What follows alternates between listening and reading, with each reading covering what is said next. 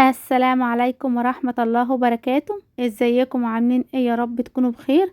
النهاردة فيديو جديد لغسيل بديل السجاد بمكون واحد فقط، هيرجع السجاد اكنك لسه مشترياها جديد بالظبط.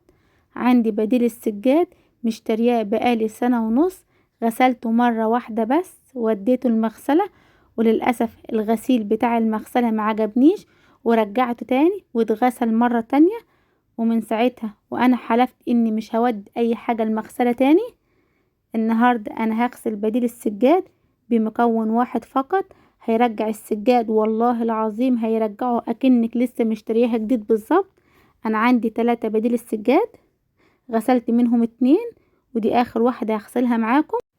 هو ده النوع اللي هيخلي السجاد بتاعك زي الجديد بالظبط وهيخليه بيلمع بجد تحفة تحفة. النوع ده اسمه هكر، انا اشتريته من بتاع المنظفات، جبته ب55 جنيه. والله العظيم تحفة، احسن نوع تستخدموه في غسيل السجاد والمطبخ والبوتاجاز. انا غسلت به المطبخ، والله كان عليه كمية دهون بقالي اكتر من سنة، الدهون متراكمة عليه لحد ما نزلت المطبخ وغسلته، والله اكنك لسه مشتريه المطبخ بالظبط. وكذلك البوتاجاز فكيته ودخلته الحمام، والله مسافة ما برش منه كل كمية الدهون بتطلع بكل سهولة. طبعا المطبخ والبوتاجاز غسلتهم علشان بعزل من شقة لشقة، فلازم اخد كل حاجة معايا نظيفة.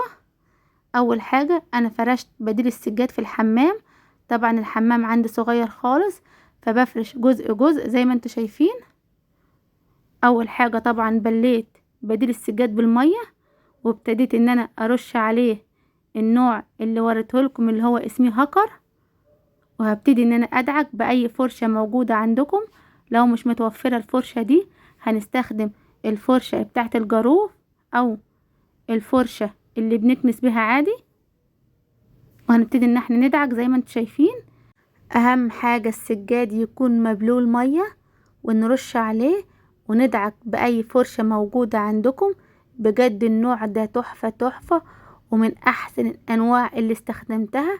انا بستخدم انواع كتيرة بس احسن نوع هو هكر لجميع اي حاجة عايزين تغسلوها، زي المطبخ، البوتاجاز، السجاد، اي بقع على الانتريه او اي صدى، او تدعكوا بيه الحمام.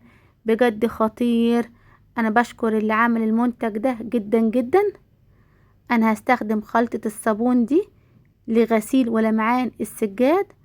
انا استخدمت خلطة مكونة من فري مواعين، اريال، خلطة الصابون اللي هي البيضة، وريحة اللي هي دوني، اكيد عارفينهم.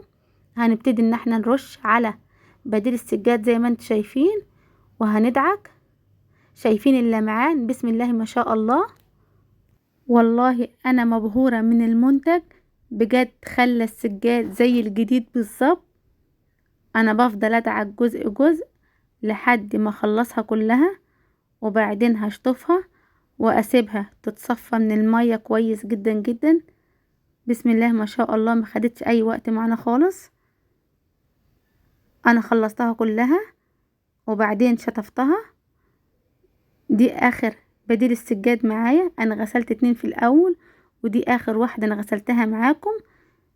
ده بديل السجاد بعد ما غسلته غسلة كويس زي ما حضراتكم شفتوا، وشطفته من المية كويس جدا جدا، وده شكله بسم الله ما شاء الله اكنك لسه مشترياها جديد بالظبط، وبمنتج سهل وبسيط جدا. والسلام عليكم ورحمة الله وبركاته.